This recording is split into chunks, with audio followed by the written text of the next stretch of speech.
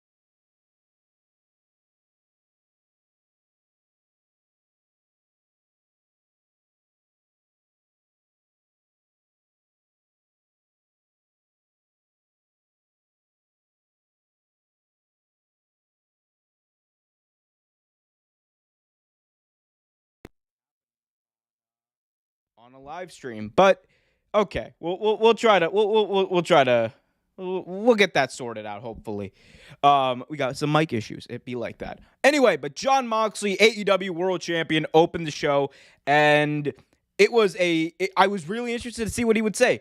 How are they going to get to whatever the eventual main event match at AEW All Out is going to be? Is it going to be CM Punk? Is it going to be MJF? Because the crowd, you could tell, they were chanting for two people during this entire promo. Because Moxley comes out, he gets the big ovation. The second his music stops, we hear boos. You hear boos, you hear some cheers for Moxley, but for the most part, it's a lot of boos for the undisputed AEW World Heavyweight Champion, Jon Moxley. And you get why. They're in the Chicago-ish area. That is Punk territory. And there's going to be a lot of fans here for All Out from Chicago. And a lot of Punk fans in general flying in to see CM Punk. He's one of, if not the biggest draw in the entire company. But Jon Moxley cuts an amazing promo, reminds you exactly why you want him to be the guy to be your AEW World Champion. There's a lot of people out there I know who say, oh, he's a sloppy wrestler. Oh, my God. Oh, look, his punches don't look real. Doesn't matter. Jon Moxley, with that microphone in his hand, is a king. Jon Moxley in the ring looks like he's in a fight every single night. The dude has entertaining matches. The dude has revitalized himself over the last few years and really made himself into one of, if not the best professional wrestlers, I think, out there today. Fight me on that YouTube, and I bet you will. Do it in the comment section, if you please. Anyway, Moxley comes out. He says that he's disappointed. He's disappointed in what CM Punk has become. He said, well, he's heard that CM Punk was the 60-minute man. The guy who could go the limit in any match, every match. And he said, hey, Punk, I don't know about you, but I had 57 more minutes in me last week. That was the line of the promo, I think. I thought that this was amazing. It built up the energy for what would eventually happen on later in the night. And Moxley, at the end of his promo, pulls out a contract, lays it in the center of the ring, and says, I don't care who it is. I want to fight someone at All Out, and he dared someone to put their name on the dotted line and fight him at All Out this Sunday live on pay-per-view. So the challenge was laid out, and again, effective promo, I thought that this was a great way to eventually, to kind of, I'll just go ahead and say it. I mean, later on in the night, we would see CM Punk come out and accept the offer or whatever, but still, I thought this was a great moment.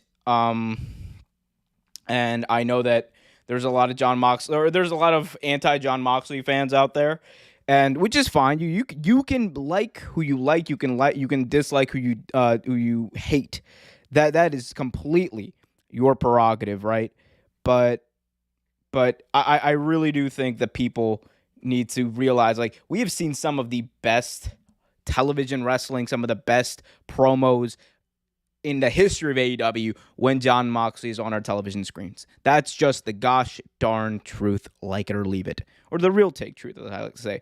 Anyway, Moxley leaves. He left the contract in the ring, and then we saw Ace Steel come out. Now, Ace Steel, for those of you who don't know, he's like a guy who was he was a big time indie guy. He's one of CM Punk's trainers, actually, and one of the people who helped him break out in the business. They've been friends for a long time, and he comes out. He took the contract and just walked out. That's all they did.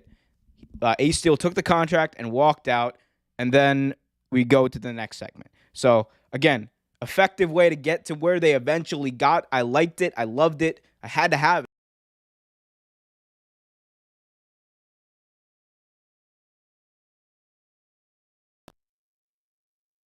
Anyway, there we go. Hopefully y'all can still hear me. Anyway, so that's where we got, and that's what we got to. I loved it. And again, John Moxley on my TV screen, way, way better than John Moxley on my TV screen. I thought he did his job extremely effectively here.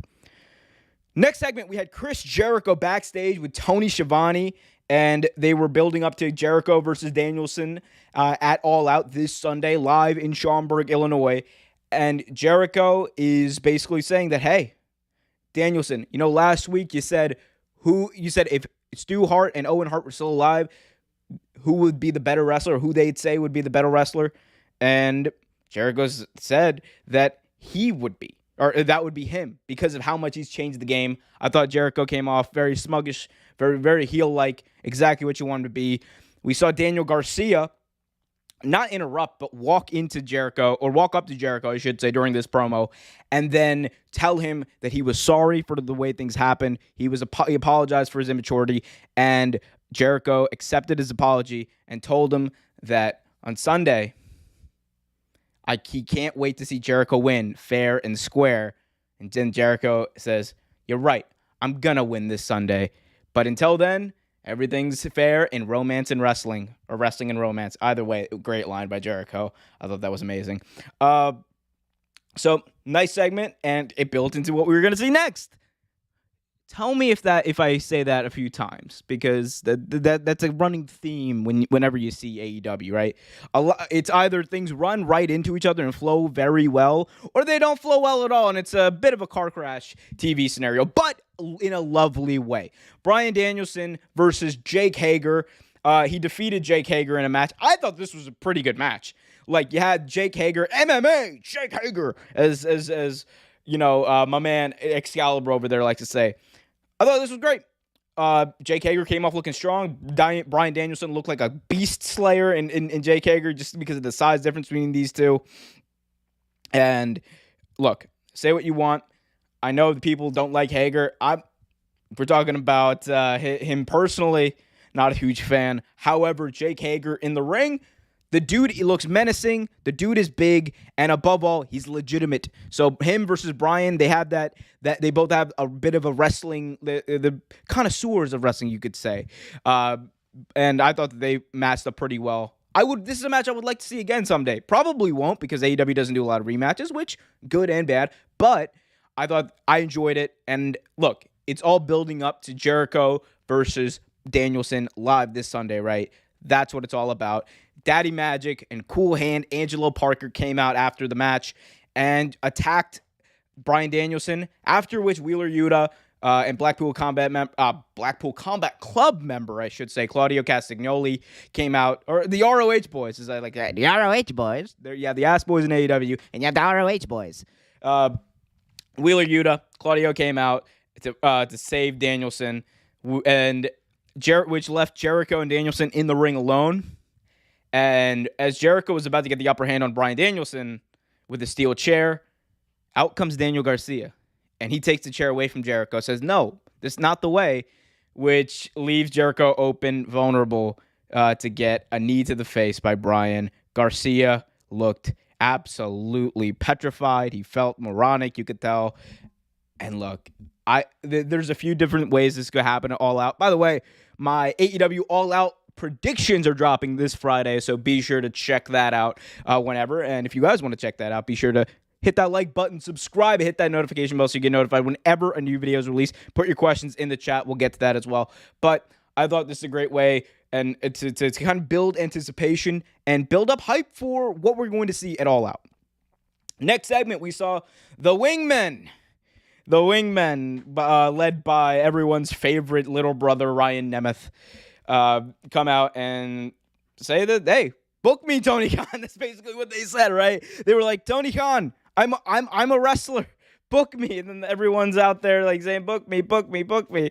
Look, I was like, okay, there's definitely, you don't give the Wingmen the ring, right? You don't give them ring time at promo time if you're Tony Khan if you're not leading to something either funny or just an ass whooping. And we got a little bit of both here. So the Wingmen are saying that they want that they want to be on television. They say they're good enough. And hey, you know who was there to welcome them? W. Morrissey. So yes.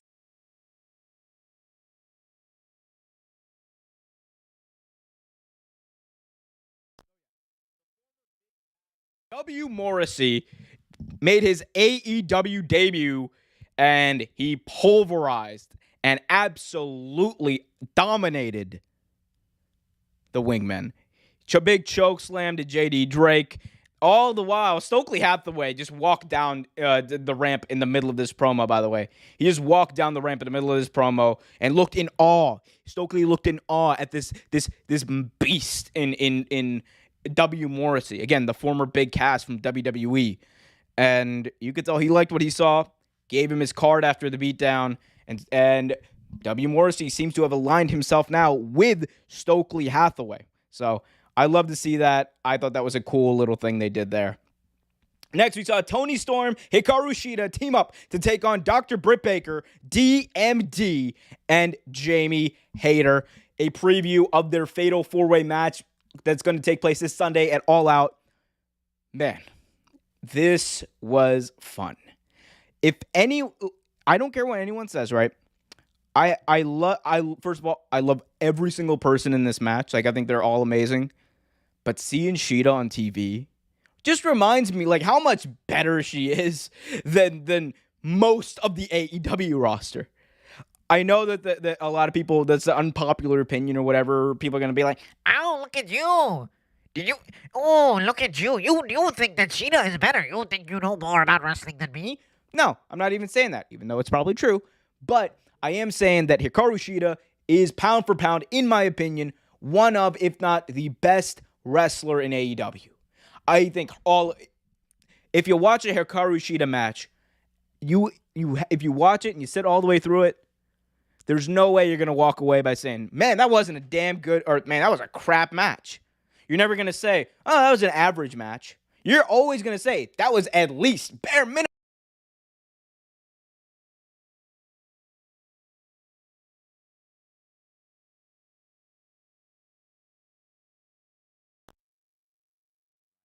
And you're going to say just like that because Hikaru Shida is that damn good.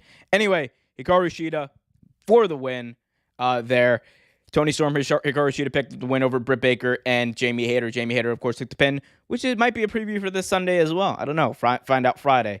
Next, following that, we saw as I go through okay, we still have the audio. That's good.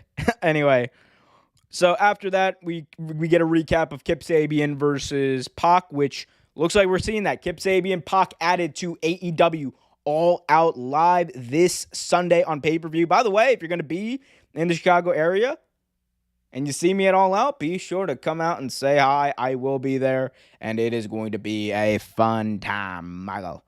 So we're going to get that match at All Out. We get a preview for a promo, I should say, from Miro about the House of Black, which was really good. I thought it's one of those backstage promos where it's like, you will get redeemed. No, the Redeemer. My God has forsaken me. Lana. Amazing. Next, this is where the money was made. CM Punk comes down the ramp looking meek, looking sad, looking like he had something on his mind, and that something might not have been what the people in Chicago wanted to hear. CM Punk comes out. He says it wasn't the first time that he was defeated in Cleveland. Great callback to his big-time UFC loss that everyone still to this day grills him for. And he talks about how he had 16 screws put in his foot 7 days after breaking it at that LA Dynamite show back in June. And he feels like he's 100%, but he's not the same 100% he used to be. And he doesn't know if he's still got the fight in him. At which point, Ace Steel, who remember earlier on the night, took that contract, that open contract that Jon Moxley had and had laid out in the ring.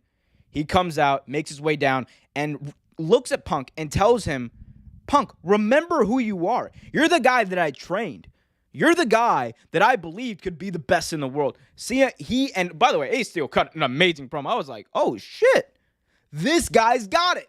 Book him to the moon, Tony Khan. Don't. But no, I thought Ace Steel did his job to perfection. There was nothing that could have been better about this segment. So he fires him up. He slaps Punk, and he tells him to remember who he is. He tells Punk to sign that contract and redeem himself on some Miro shit, which was awesome. He even dropped the F-bomb on TV, which was crazy.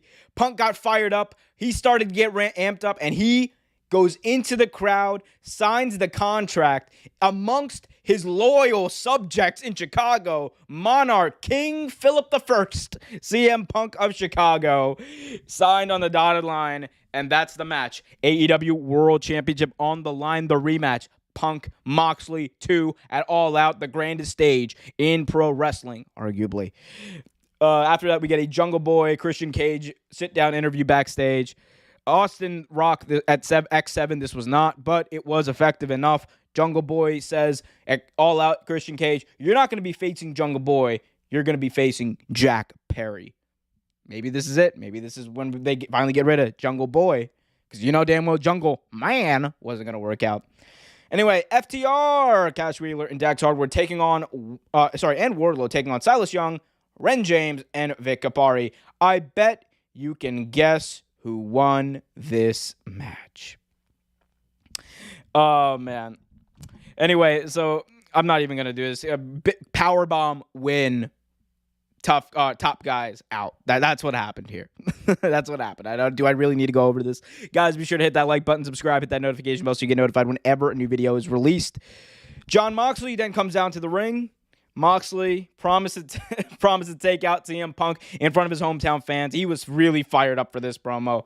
And look, there's so much anger, so much heat in these promos. I love it. This is my favorite part of wrestling, right? Where you know it's not real, but they give you a reason to care. The emotion's there. The acting is sublime. I don't care what you say about Jon Moxley's wrestling. You can never deny that he is arguably the best promo in the game today. Okay, after this, we saw that Preston Vance and Evil Uno were backstage, and Andrade... we saw that Evil Uno got hurt. Was that what happened? Actually, I'm not even going to lie to y'all. I completely missed this segment. I was eating during this segment. I walked away.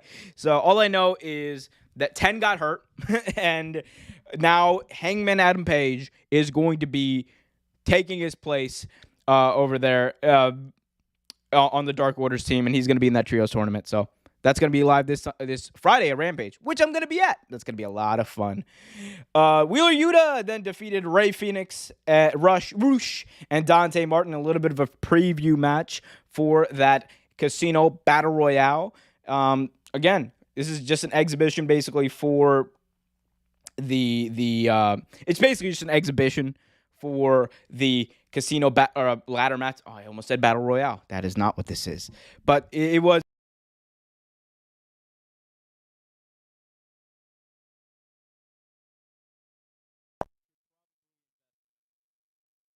Stand. It's okay. The stand is gone. So this is what happens when you move people. Anyway,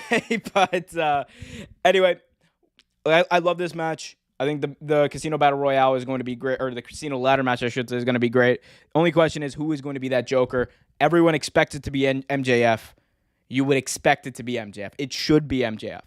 There is no reason that you would book this and not have MJF be the guy, unless you sign someone absolutely outrageous, good.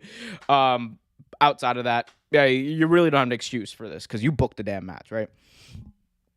So that's what we got. And finally, main event, Aussie Open, Will Ospreay taking on Kenny Omega and the Young Bucks. It was everything you thought it would be and much more.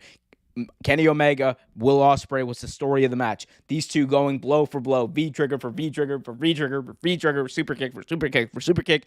Action was nonstop, amazing. Go watch the match if you haven't already. It's way better than I could even freaking describe, guys. But they really played up the story of Kenny Omega not being 100%, having that ring rust, and that's the story you want to play, or that's the story you want to try to tell in a feud like this, right? Because you're expecting to do this Kenny Omega Will Ospreay match probably at Forbidden Door next year, right? Or at some point you want to do this match between Kenny Omega and Will Ospreay. Now what happened in this match was Will Ospreay obviously didn't take the pin. They're saving that for later. But Omega, after hitting an indie taker on Ospreay, turns his attention to Aussie Open, hits his one-winged hits a V-trigger, but didn't get all of it. Hits the one-winged angel. 1, 2, 3. The Elite, the Elite, advance to All Out in that trios tournament, and they're likely, spoiler alert, they're likely going to be facing Hangman Adam Page and the Dark Order for the trio championships. All in all, I thought this was a fun episode of Dynamite. Still a little bit, honestly, unclear. We still have one match that's going to decide who is going to be at All Out in that trios tournament. We all expect it to be, honestly, like Hangman Adam Page and the Dark Order coming out with a dub. It should be them, by the way, but we'll see what happens with that. All in all, great episode of Dynamite. Thank you guys for joining me for this AEW Dynamite full live review. Be sure to hit that like button, subscribe, hit that notification bell if you haven't already. And if you're listening, Spotify, Apple Podcasts, wherever the hell you're listening to this today, be sure to leave a 5-star review, hit that follow button, and go over to youtube.com/Real Take Wrestling for all your wrestling needs. Got a lot of content coming your way the next few days. We're going to be doing Clash at the Castle live stream. I'm going to be doing a vlog, hopefully from Chicago. We're also going to be doing our preview for All Out that's coming out. I have my preview for Clash at the Castle already out today, so go check that out. A lot of plugs, a lot of stuff, and football season's right around the corner, guys. Go over to youtube.com/Real Take Sports, the big one, the channel that's much bigger than this. youtube.com/Real Take Sports for all your NFL, NBA, and World Cup needs coming soon. Guys, it's been fun. Until next time, I will see you. Be happy, be healthy, and keep it real.